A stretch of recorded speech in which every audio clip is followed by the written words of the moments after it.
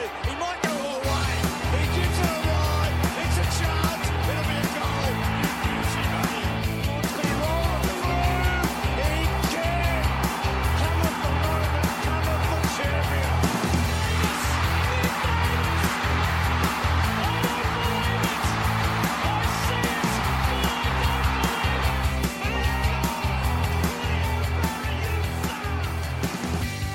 Firstly, thank you all for coming. Today I'll be announcing my retirement from the game that I love so much. It's been an unbelievable ride.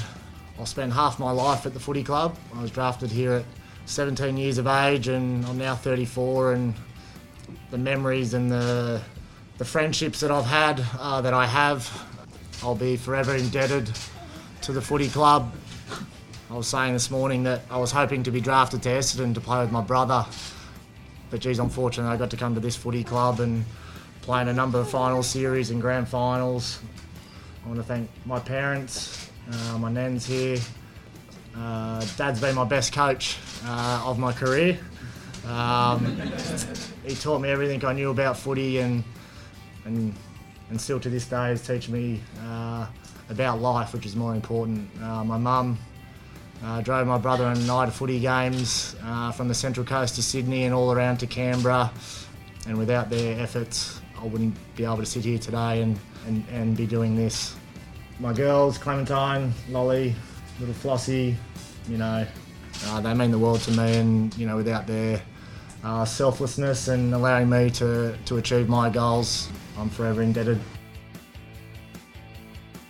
You're listening to the Swans Blog's SwansCast, the original independent Sydney Swans fans podcast. My name is Josh, and I'm joined tonight by Stephen, and we're here to review the Round 20 match against the GWS Giants at Giants Stadium. But first, breaking news coming out of the Swans this afternoon, with all-round Swans legend, co-captain Jarrad McVeigh announcing his retirement. Steve, it's a bit of a sad day for Swans fans. Yes, Josh, it certainly is. One of my great all-time favourites has called it a day, and I understand why. He's had a lot of injuries over the last 2 or 3 years that have minimised the amount of playing time, but it is certainly a sad day. It certainly is. I think when people look back on the history of the Sydney Swans and they'll remember names like Bolton and Goods, Carroll, Creswell, Plugger, the list goes on, Kirk, and they talk about them with reverence. I'm pretty sure they're going to talk about McVeigh with reverence as well. He has to be one of the most hard-headed, competitive players we've ever had pull on the red and white. I totally agree, Josh. And the thing about it for me is, it's not just about his skill on the field. It's not just about the way he's got an elite kick. It's not just about the way he actually plays the game. It's the way he captains. It's the way he coaches on the field. It's the way he actually structures the play and leads from the front. He is our Luke Hodge, and it's as simple as that. We've actually fallen in a heap since he's gone down again. It's noticeable, isn't it? When Mac is there, we play well. When Mac is not there, we don't play well. And it's because of all those things you just mentioned. And certainly all those things you just mentioned were outright stated or alluded to by John Longmire in the press conference earlier today where they announced Macca's retirement. His leadership ability is renowned and I imagine highly sought after. I mean, there's no secret that Essendon at least inquired about his availability last year. And you'd have to wonder if Stewie Jew got in contact with him earlier this season and said, how about it? We need someone like you. And just the fact that in the same press conference where they announced his retirement, they also announced that he has signed on to the Sydney Swans coaching staff for the next 4 years, just in itself speaks volumes about the character of him and just how much he means to the Sydney Swans history and how much it's going to mean to its future as well. That's exactly right, Josh. It was expected that he would move into the coaching ranks. I'm glad it's at the Swans, and I'm glad that they've actually made the decision. 2012 Premiership captain, 2013 All-Australian, a Bob Skilton medalist, 2008 and 2013. You can't get much better than that. He is one of the true bloods. He is one of the true Swans greats. He is going to be remembered forever for everything that he's done, and there's still some great things to come yet. What coaching position do you think he'll take up, Josh? Well, It sort of depends on who you talk to, and I guess and where you see people like Brett Kirk fitting into the future. And we just talked about this a little bit offline a little while ago, is that Horse has got 12 months to run on the current contract, and then 3 years for a total of 4. And then at the end of that 4 years, McVeigh comes out of contract at the same time, and Brett Kirk comes out of contract at the same time. So I think he's going to feature heavily in the John Longmire succession plan. Whether he becomes the senior coach or an assistant coach, who knows? But certainly he's going to be a assistant coach. But whether he takes over the John Blakey understudy role will be the question. And certainly John Blakey himself has been mooted on a move back to Melbourne at some stage. And just some scuttlebutt around some various, sort of internet-based things. That move may have already partially occurred. Some of the family has already moved back to Melbourne. So who knows? But he's going to be a fixture for a long time, I think. Well, I think, Josh, he will actually end up going down the Reece Shaw path. He'll end up coaching and mentoring our juniors. He'll end up being the NEFL coach over the next couple of years. The sad thing for me, and the thing that really worries me, and it's probably not a sad thing, but the thing that really worries me about it is he actually needs to go and experience coaching somewhere else. Yes. I'm not a believer that you should stay at the one club, have gone through the entire system and never experienced something else before you go into coaching at another venue.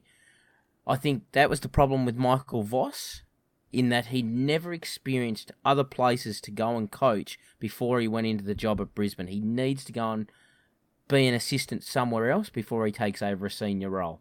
Yep, yeah, I absolutely do not disagree with that. And certainly Brett Kirk has that experience because he went to, he obviously spent some time over there in Fremantle and coached people like Nat Fyfe and whoever else was, playing for the Purple Haze when they really should have come away with the premiership. So it's going to be an interesting 4 years for more than one reason. But at least there'll be that link. There'll be that link between the coach's box and the locker room for a guy who is more or less going to have a foot in either camp for at least the next couple of years. So it's big times ahead, big amounts of change. And I'll tell you what, if anyone was confused about just how close we are to changing over from the old guard to the new, this one should really put it in their heads now, because there's not that many left from that premiership winning team in 2012 that are still there.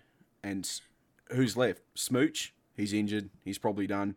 Grundy's gone. Jack. Kennedy. Parker. But Parker was a young punk in that game.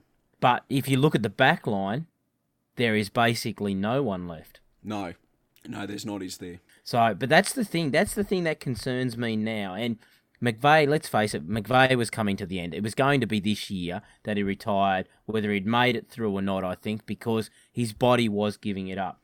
My concern is, who is going to be our general in the back line? Who's going to be our Jarrad McVeigh now? Who's going to be our Luke Hodge? Who is going to be that person that controls and coaches the back line and coaches the midfield and coaches the forward line? Because, like it or not, you need someone like that in today's football because you don't have the runners.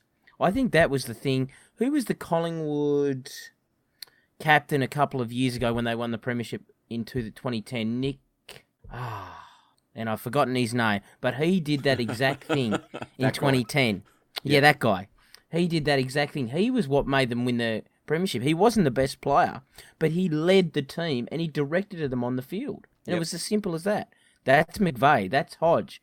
That's whoever it is at other clubs. And the only person on that list, I think, who has got that capacity and plays on that end of the field is probably Mills. Yeah, I agree with you there, but I just don't think he's got it just yet. That's the concern for me.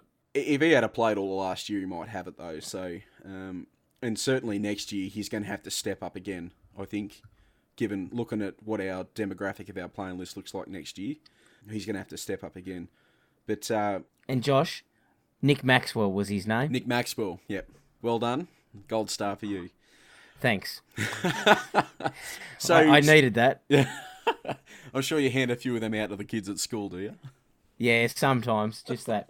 But anyway, let's get back to Maher. Let's get back to Maher. Captained the club from 2011 to 2016, is that correct, Josh? That's correct. 324 games, the third highest as a Swan. Is that correct, Josh? Yep, He's certainly up there in rarefied air. Would you not say that? I would definitely say that. And pretty handy around the sticks too for a guy who's played predominantly as a defender with 200 goals. It's pretty good, but most of his first 5 to 8 years were as a forward, so... Yeah, he wasn't a prolific goal kicker though. No, that's true. Here's a question for you, Josh, and I want you to find out before next week for our listeners. Here we go. Did he kick more goals as a backman or as a forward? Ooh, that's a good point. A lot of his forward work was as a defensive forward as well, so... How about we put that out there to the listeners? Yeah, if someone's got an answer for that, get back to us. I'd really like to know the answer to that question. Yeah, so would I. Any other big news going around, Josh, in the Swans era at the moment? Yeah, there's a little bit of news going on. Harry Cunningham re-signed for 3 years the other day, which is not unexpected at all. He's a Wagga boy. He's a clubman. I couldn't see Harry Cunningham going anywhere anyway, so there shouldn't be any surprises in that. Probably one of the things that's come up again is Zach Jones. That that AFL Trade News rumours results page came up the other day claiming exclusive news that Zach Jones is being targeted by St Kilda. And this is only within the last 4 or 5 days or so. AFL.com.au had a news story about that in August, so I don't know how exclusive their news actually is. But it does bring up a bit of trade speculation. He is in that bracket of players, that age group, and the number of games played that we're desperately in short supply of. But at the same time, in a rebuilding team where you're looking for currency, for draft picks, and you're looking to the future, he's also the kind of player who commands a little bit of value on the market.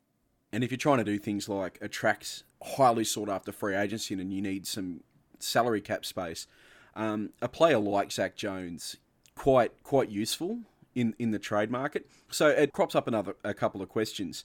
Is he an absolute must for us to keep these days? Because 2 years ago I would have said absolutely we have to keep this bloke. I'm not really sure that's the case at the moment. So Josh, I'll ask you this question, and I know you're talking about do we really need to keep him, but the big question from me is, who else has been lowballed by their club and is actually not necessarily going to sign with their current club and may have a big relationship with our Mr. Jones? Well, that'd be his brother Nathan. That is exactly right.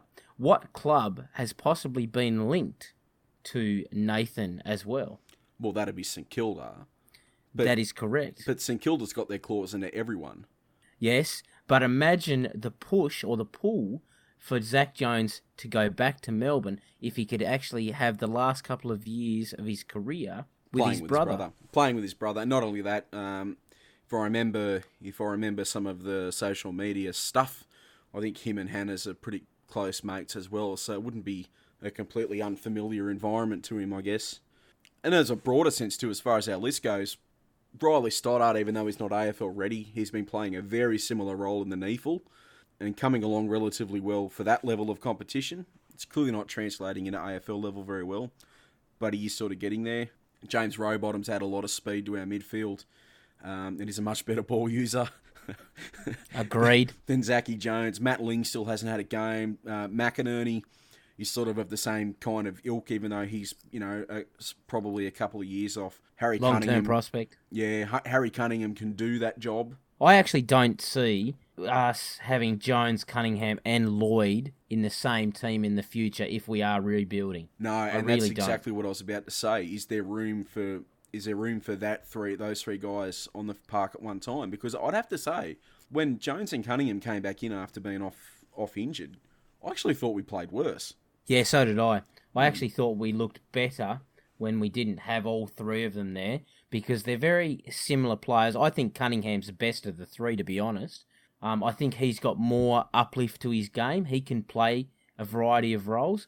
Jones is either an attacking half-back or a midfield player, but he just butchers the ball so much. And Lloyd, seriously, he would have to be the most gifted crap player I've ever seen. He looks so good when there is no pressure on him, and as soon as there's any ounce of pressure on him with a kick or a hand pass, he goes to water. Now seriously, this guy averages 30 plus disposals, but what amount of those are actually any good? I'd say less than 10%. Yeah, and you have to wonder whether that's just that sort of loose playing, no contact role, if that's what they've been given, if that's been the role he's been given. He certainly racks up a lot of useless stuff, just kicking it out of the square and kicking along. He gets 600 metres gained, but only 200 of those were actually useful. Or he kicks sideways to a player and then receives the ball back. Yeah, kick sideways across the back line. Get 3 disposals on another 100 metres, but the ball goes absolutely bloody nowhere. But having said that, when in 2016 or 2017, when, especially before 666, we used to run him off the back of the square. And sometimes we'd even start him at the bounces. Not only did he manage to get himself knocked out cold on the first bounce of a game doing that, but he would actually go pretty hard for the ground ball. So it's not that he hasn't done it in the past, but it's certainly not the way we use him now. The thing is, he is playing our general's role at the moment. He's playing the McVeigh role, which is the outside link man, but he's not as good at doing it as what McVeigh is. And I think it's actually stuffing up his game. Possibly, yeah. Because when McVeigh's there, he plays second fiddle to McVeigh, and he looks a much better player than what he does when he's actually playing that link man, that controller of the play. Yep, don't disagree at all. Anyway, question I have, what is Jones's value actually worth? Well, I guess it depends on how much you value the salary cap space you open up and what the quality of the draft you're looking at. I would just, and I base this off some of the information we got from Ted Richards when we talked to him a couple of months ago, when they're talking about the concept of Moneyball and stacking future draft picks, not so much so that you can get players in, but also be able to always be in a position where you can move around the market. So Jones, for me, would be an early second rounder. Yeah, I agree. That's all I think he's worth. Because he's still got room to move, like he's still got room to improve, but he's not an A grader yet. Like he's usually a solid BB plus, but he's not your A plus star sort of thing.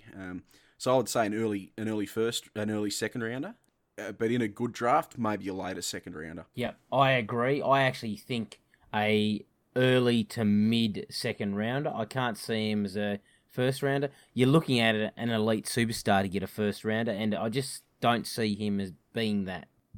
Team selections were announced tonight, and I've got to say, Steve, that your prediction from the podcast on Monday night was pretty close to what they actually brought in.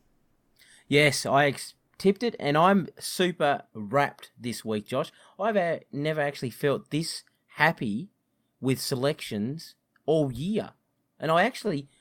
Like, people say that I'm negative, but I'm actually a realist, and I actually look at it, realistically, and I'm more positive about this weekend's game than I've been all year. And that's not to say that I don't think we'll lose, or I don't think we'll win. I actually am happy with the changes. I like the fact that we've gone with a different structure. I like the fact that we've thought outside the box, and it's made us look different, and I like it. I like the fact that we've brought in James Rose, who's averaging 30-plus possessions in the NEAFL. I like the fact that we've brought Ollie Florent back in because he was injured and he was obviously going to come in. But I love the fact that Dan Menzel is back in the side and they're going to play Tommy McCartan at centre-half back, which I believe is his best position.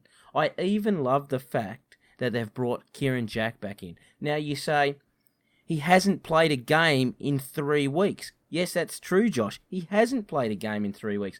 But Dane Rampy is out. He is out. What do we need in our team? We need leadership. I'm sorry to say, Luke Parker is a good player, but he's not a great leader. Josh Kennedy is an outstanding player, or was, but he's not that inspirational leader on the field. He lets his work do the work, not his talking. Kieran Jack can actually talk and he can communicate. That's the reason he's in the team. Yeah, I absolutely agree. And once they said earlier this week that that Rampy was definitely going to be a no-go for this week, it was pretty obvious they were going to have to seek some leadership capability from somewhere. And it doesn't take a brain surgeon or a rocket scientist to... I'll try that again. And it doesn't take a rocket surgeon or a brain scientist to figure out that Kieran Jack is the only guy on our list that has that experience and those leadership qualities. Yeah, he's going to have trouble getting his hands on the ball, and that's just something we're going to have to live with, I think. But at the end of the day, when you got so many young punks running around, you still need someone who's willing to stand there between bounces, waving his arms around, telling people where they need to be, and sorting out matchups. So I'm not opposed to it. To me, it makes perfect sense. James Rose, I'm happy to see him back. And I know people are a bit flaky about Rose, but the Rezzies played Brisbane this week, and that's a real team in the NEAFL. Like, they're three-quarters an AFL team, just about. Or an AFL-capable list, I should say, not necessarily an AFL team. He still pulled 30-plus touches. Menzel kicked 4 goals on them. They're good inclusions. For where we are and what we've got available, they're good inclusions. The only thing that I was a little bit, probably not disappointed in, but I thought might happen but didn't, I thought we'd actually I thought there was a chance anyway that we would bring in Sam Naismith and just play him on limited game time. Makes perfect sense. He can play 50 minutes or 60 minutes or something. I mean, it doesn't matter what we do this week. Mumford's going to take us to town anyway, so... I agree with you there, Josh, and I really thought they would actually bring Naismith in and play him at full forward and interchanging with McLean in the ruck. The problem is, McLean is really good for the first quarter and a half, but if you've actually watched his first 2 games, quarter and a half, he's terrific, and then he totally drops out of the game and he basically becomes non-existent in his ruck taps and around the ground. And that's all about experience and fitness. He just doesn't have it. And I don't think bringing Naismith in against Dawson Simpson and against Mumford would be a good idea, because I'm sorry to say, Sam Naismith, but you're a fragile player. And I think Big Mummy would actually come through and he'd actually take you out, and that's it. I reckon if Naismith gets injured again, I think his career's over.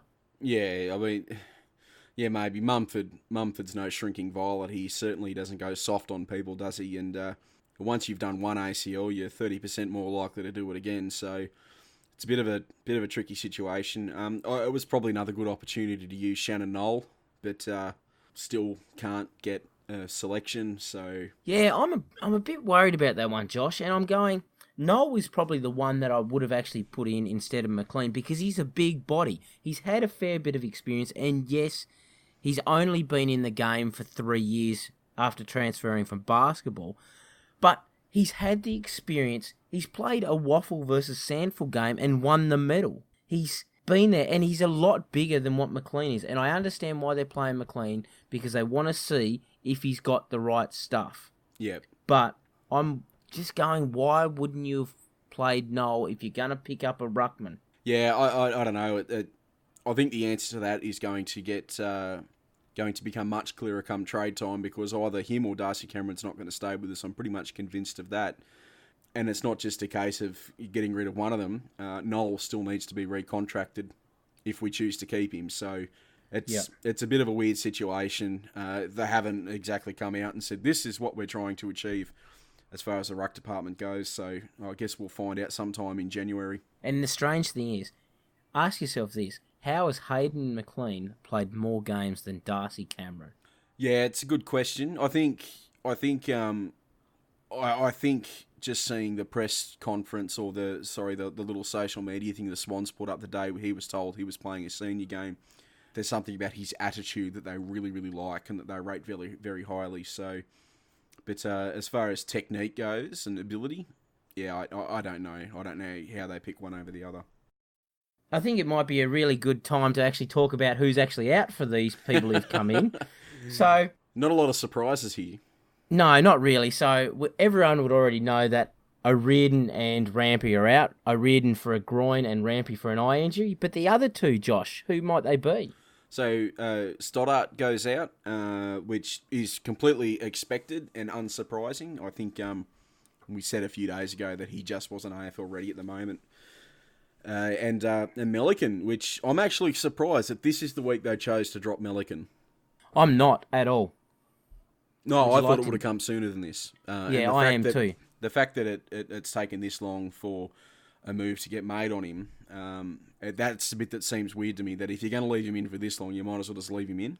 Yeah. But, no, I think the reason they've actually put him out now is they're actually starting to realise that he has no pace, and coming up against GWS, whose forward line is exceptionally quick, I don't think he'd be able to handle it. Yeah. No, I absolutely agree. And not only is their forward line quick, they're tall and they're broad-shouldered, it doesn't matter who we put Melican on, who we would have put Melican on, he's going to get beaten. There's just no question about that, because you're looking at Jeremy Cameron, Himmelberg, Green, who's a bit of a short ass, but he can still move.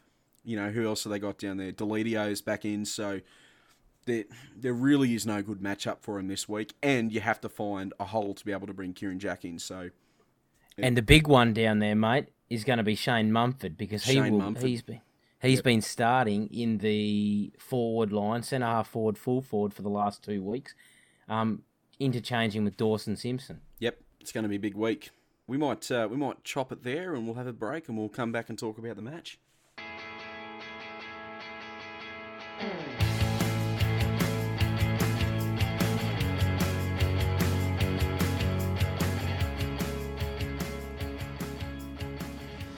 Very few people make a big an impact as what Jarrad McVeigh has on this football club. He's been absolutely incredible as far as a player. He spoke to the players today and said he got the most out of every day, and it probably sums him up. Every day he came to the club, and it wouldn't matter whether it was an off-legs day, a physio day, a table tennis day, or a flat-out training day. He just got the most out of himself, and his legacy at this footy club is very significant. I was very fortunate to see him come through his whole career, and he walked into my office in 2011 and said, "I want to be captain of this footy club." I was very fortunate that he was able to do that, because it makes coaching that much easier when you've got a bloke like Maher driving the standards. He and Goodsy were able to do that, and a year and a bit later, sort of the grand final on the premiership dais with the cup. I'll never forget afterwards, he couldn't move. He was that exhausted in the change rooms afterwards. We were actually talking about taking him off to hospital at one stage. He was that crook. He had nothing left to give.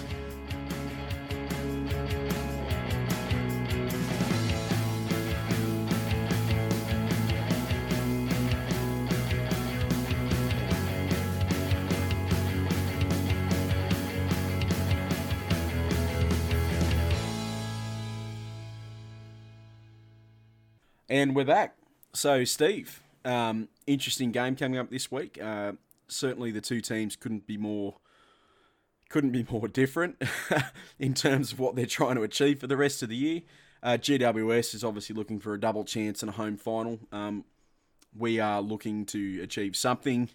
It's purely about the development now for us, and I think that's probably reflected in our team announcement as well this week. But certainly, the history between the two teams is pretty varied. Probably more recently, over the last 5, 6, 7 games, it's been a pretty even competition. The Swannies have won 3 and lost 2 out of the last 5 games, with the last 2 games being consecutive losses, both by more than 40 points. 49 points, I think it was, in the semi-final last year, and by 41 points earlier this season in round 6. Do you remember much about the game, or? Yeah, I do. The round 6 game, the Giants came in off a shock loss to Fremantle, remember? And lost Field Davis, I think it was, before the bounce. But we didn't have Buddy that week either, remember? No, that's the week they came out and said he actually had a hamstring strain, and I don't think we saw him for another 4 or 5 weeks after that, did we? Yeah, it was only going to be the 1 week, I remember, and then he didn't come back for 4 or 5. And it was a competitive first half, but the Giants put their foot down in midway through the third quarter, ending up with 11 goals to 5 in the second half, which is actually one of our major traits this year. First half have been terrific, third and fourth quarter been quite poor. Yep. We broke even in the clearances. Mumford killed Sinclair in the hitouts, which is going to happen again tomorrow. Absolutely wrecked him.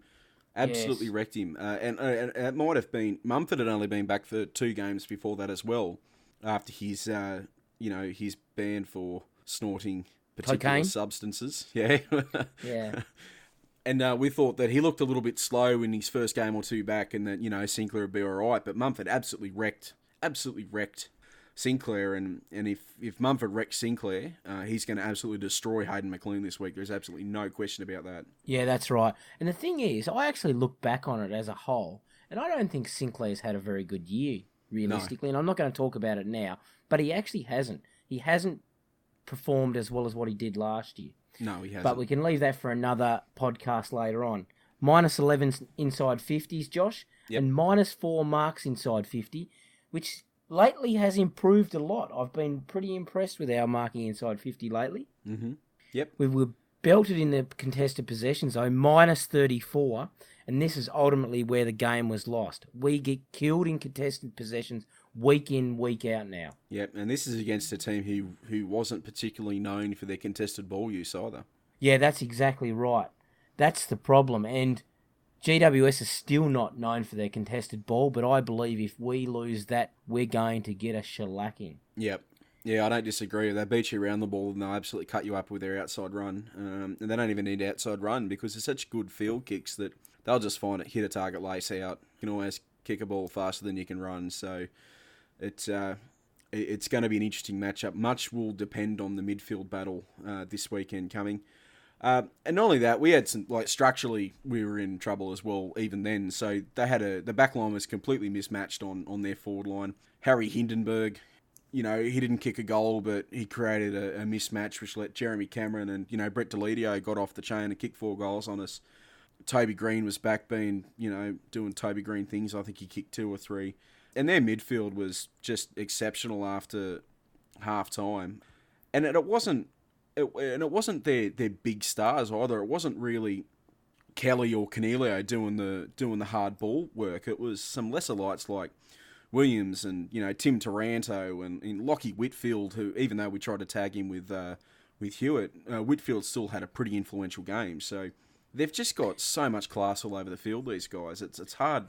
You don't have to like it, but you got to respect what they've got. Yeah, that's exactly right. And Hopper was good that game too. Yeah, Hopper was good. Yeah, just got to clear you up there. It wasn't Brett Deledio that kicked the 4 goals in the last game. Oh, it was Canelio. Yeah. So I just wanted the listeners to be sure of that. But let's face it, we know we're going to be in for a hard slog tomorrow because they are vying for a top 4 position and we're vying for a bottom 4 position. So we know what we're up against. Yep. We just have to go in with a positive mindset and actually use it to our advantage. But I actually think this week is probably our best opportunity to do that because I actually like our side. Yeah, I actually don't mind the team selection. I know there was a lot of jokes about, is this another tactical loss or, there was whispers of AFL should investigate us for tanking. But realistically, when you look at where we're at and what's available, this is probably as good a selection as they were going to be able to make this week. Just back to the midfield battle, Steve. If we have a chance at winning this, it's not going to be through brute force in our forward line, and it's not going to be through some phenomenal, amazing, world-beating defence because we just don't have a back six who are going to be able to do that. It's got to happen in the middle, doesn't it? That's exactly right. And let's face it, if you actually look at our body of work over the past 6 years, when our midfield gets beaten, we get beaten. Yep.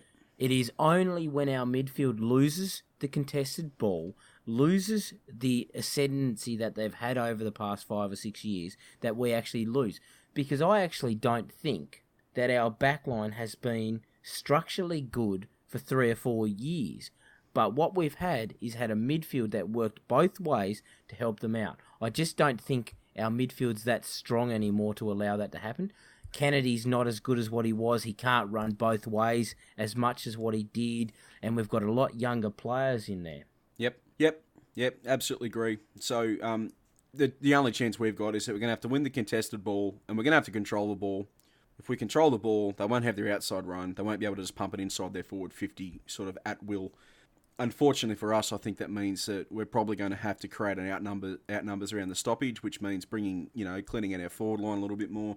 So whatever we do to try and choke up their midfield and prevent their forward entries is also going to reduce any scoring ability that we've got. So they have to get it right. If they don't get that bit of the game right, we're in for a lot of trouble, I think. But never say never. The people out there are certainly capable of doing it, but probably our inconsistent application over the year would mean that probably more likely than not we're not going to get it done this week. That's right. Having said that, our goals aren't the same as theirs this week. So what do you think the Swans out of this game? Because they won't be going in there saying we're going to get a win because we need to go and play finals, because finals aren't out of the question. What do you think? What should they be trying to achieve this week? Well, I actually think it's already started, and I think Horse is showing his cards right now. He's going to change the structure and the way we play. You look at it, he's actually changing the defence. He's changing up the midfield, and he's playing possibly a different style of forward line because he's going to have your Menzel running out of the full forward line, which is what he should be there to do. He shouldn't be the player that's coming up and playing around Buddy. He should be the one that's there. People should be kicking the ball to him with precision because that's what he's good at. He is silky smooth and he's able to do things that a lot of other players can't. Just because he can't tackle doesn't mean anything because you should have Ronk, you should have Jack, you should have Blakey all around him who can do all the tackling. Mm-hmm. And if, like last time when we played, we have multiple goal kickers in Blakey, Dawson, Parker and Reed, who all kicked 2 goals each in that last game time we played the Giants, I do think we have a chance. It's just how we deliver the ball into our forward line and how we run the ball through the middle. Yep, could not agree more. And given that, so we've mentioned a whole lot of names. Matchups. Steve, what do you got? All right, my first matchup, and it's probably the biggest one because I don't want this guy to win the Coleman medal. I'd rather Ben Brown win it, is Jeremy Cameron versus Alia, or Alia squared, as I like to call him these days. I think this could be the matchup that actually defines how we go. I think Alia has to match up on Jeremy Cameron. He's the only one who, A, has the height, B, has the pace, and C, is able to get a hand in to knock the ball away. Jeremy Cameron is tall, he's fast, and he reads the play very well. The thing is, though, if you actually noticed it, round 6 was where Cameron went into his form slump last time when he played against us. I hope it happens again. I think you're wrong. I think Jeremy Cameron's almost a lock for the Coleman this year, and he might lock it in this weekend, I think. Don't get me wrong, I think he is too, but I'd rather see Ben Brown because he's Tasmanian win it. Yeah, we all know how you Tasmanian people like to stick together. That's right. Ryan Clark is going to have a huge job this week. We just don't know who it's going to be on.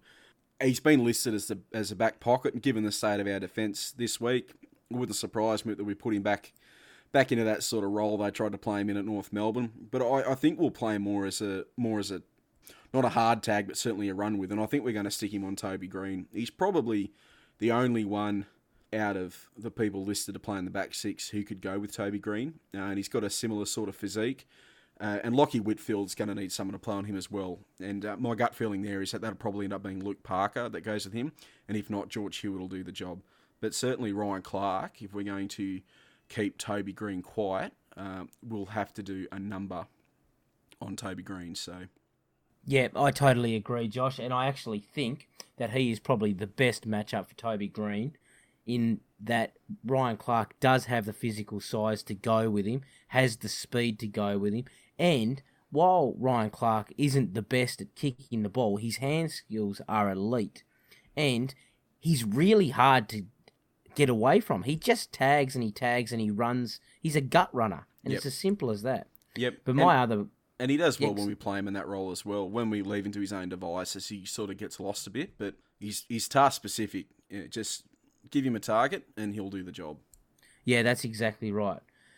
The other thing that I would actually think's a good matchup that's going to happen this week, and I think it's not a good matchup, but it's a really important one, and that's Hayden McLean versus the dual matchup of Mummy and Dawson Simpson. This matchup could determine the outcome.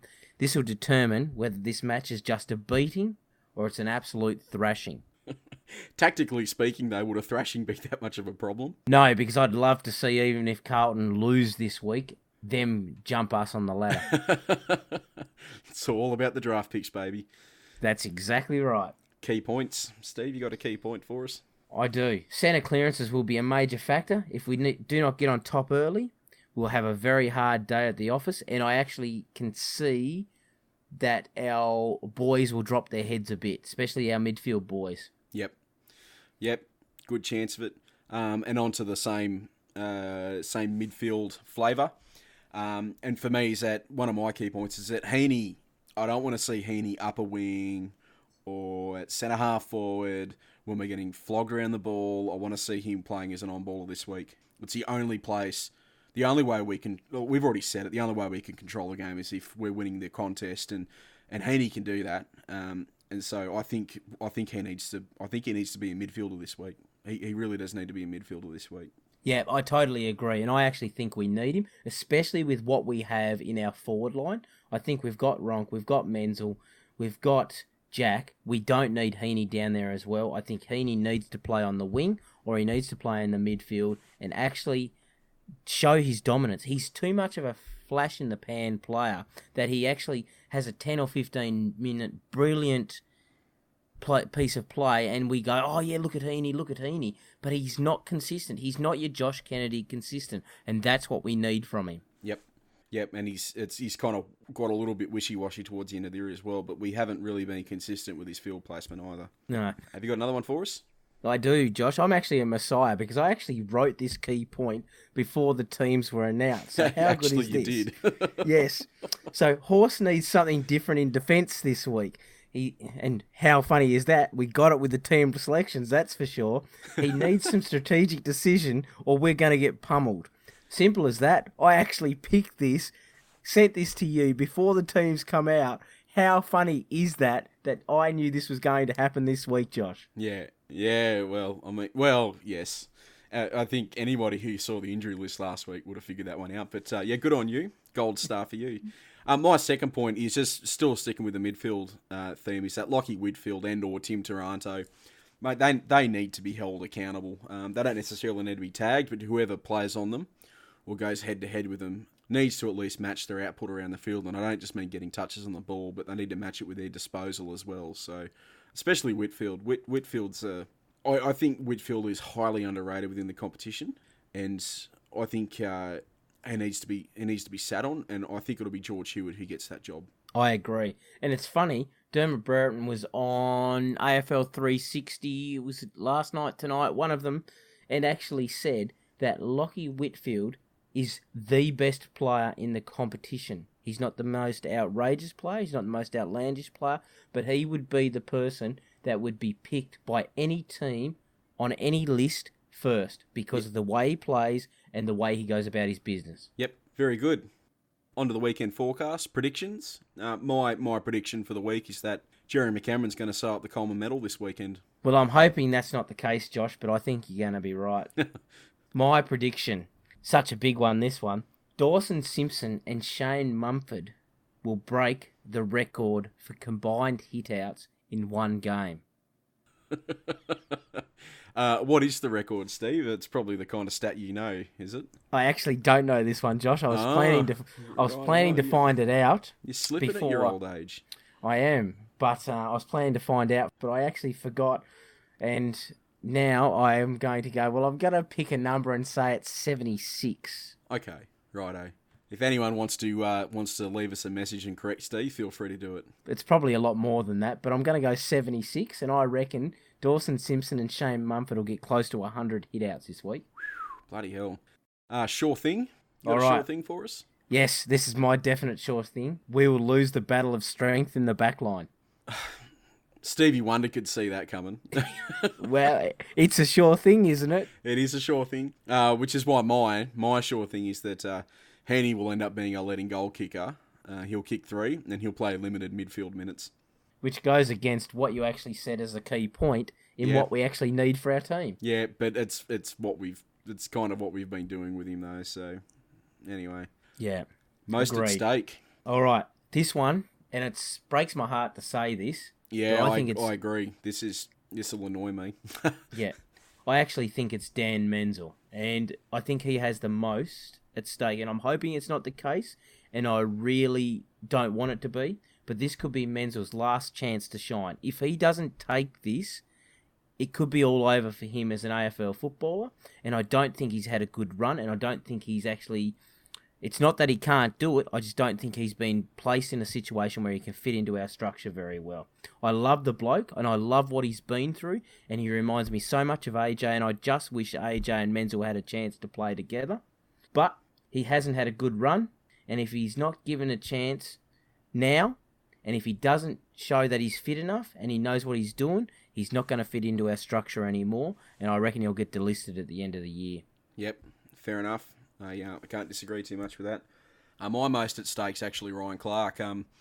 Having just said that, I think we need to use him to go with with or against Toby Green. I just think that there's a fair to reasonable chance that we're just going to run him loose as a half-back flanker, and his disposal by foot will, be problematic, and he won't find the ball as much as he probably should, and he'll end up getting dropped again. I think, like I keep saying, he seems to be very task-specific. You've got to run him with someone and get the best out of him. And we're just as likely to use him in a way that doesn't suit his strengths, and I think he's still a little bit suspect with the selectors, so I think he's got a lot at stake, and he's out of contract at the end of this year as well. So No, I think he's actually got another year, doesn't he? we take him for 2. I thought we took him for 1. I thought we took him for 2, Thurlow for 1, and Menzel for 1. Right, okay. Yeah, thought I'm we not took them all sure, for but one. I think we did, and I'm a bit worried. I reckon Thurlow could be out the door too, but yes, you're right.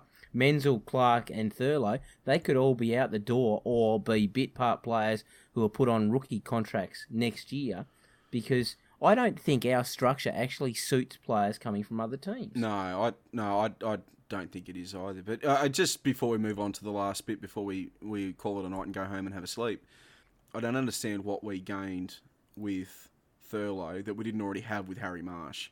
Yeah, it was very strange, wasn't it? Because basically, Thurlow has become the new Harry Marsh. That's all that's happened. Yep. Thurlow should have been playing, and when he was in the team, I actually don't think he did much wrong. No, I don't think he did either, and certainly I thought he was pretty stiff to get dropped the last time he played. But I always thought Harry Marsh was a little bit stiff to get dropped when he got played as well. So Yeah, that's right. And now you look at it, yes, we've changed it up, and don't get me wrong, I love the fact that we've changed it up. But I actually thought Thurlow would have come into the side this week, and it would have been someone like Jack, who hasn't played in 3 weeks, wouldn't have come in. And I understand that he's there for the leadership, but why wouldn't you be playing Thurlow to see whether he can actually step up and do it? yeah, yep, yeah, all good points. Yeah. Steve, your doomsday scenario. My doomsday for this weekend, people are probably going to hate this, but my doomsday is we actually win the game. I don't want us to win. It's not that I don't want us to win. I love the fact when we do win, but I actually want us to get closer to that 18th and 17th position so we get higher draft picks, and it would be great to be able to do that. And I know there's no father-sons or there's no Swans Academy players this year, but we need to draft something that is a hard-bodied midfielder or someone who can actually dominate in the ruck. Yep, and actually my doomsday scenario ended up being fairly similar, and that is that Carlton lose and we lose, but we still end up being higher on the ladder than they are, which goes the same thing. I'm not advocating tanking, but if you're going to be towards the bottom, you might as well be towards the bottom. And the thing is, there is no Strategy. shame. That's right. There is no shame in the Swans finishing towards the bottom of the ladder. However, for Carlton and Melbourne, there is. We haven't been there in so long, so 1 or 2 years down the bottom is going to make a lick of difference for us. For Carlton and Melbourne, another 1 or 2 years down the bottom makes a massive difference to their fan base, to their supporters, to their sponsors, and all of that sort of thing. It doesn't for us because we've been high for so long. Yep. Yeah, I absolutely agree, and I think we're going to have a rough couple of years. I think we'll start to see the fruits. Hopefully, we'll start to see the fruits of our improvement and our new and modernised list. Towards the middle of the 2021 season, I would hope that we start to see some significant gains by that stage. Yeah, actually, it was quite funny. I was having a conversation with Mrs. Blogs earlier today, Josh, and she said, give it 2 years and we'll back in the top 4 with the list we've got. And I'm going, well, you might think that, and that's really good. Don't be so confident in. And she said, you're being negative. And I said, no, I'm not. I said, I'm being realistic because while, yes, we'll be fighting in that time, probably for an 8th to 12th position, maybe 6th to 12th, give it 5 years with this list and bring in some more talent. We will be vying for a top 2, top 4 finish in 5 years' time. Yeah, but don't rush it. We cannot rush it. It's the free agents. That'll be the make or break over the next couple of years. That the quality of free agents we can get in. On that note, we'll finish up for the night. Thanks very much for coming and helping out again, Steve. Not a problem at all, Josh. Always love to be here. Fair enough. As always, you can get a hold of us on Twitter, Facebook, and Instagram under the names SwansCast, Swans Blog, and SwansCast Extra. We'll be back on Sunday or Monday night to review the game against the GWS Giants. Until then, go Swans. Go the Swannies.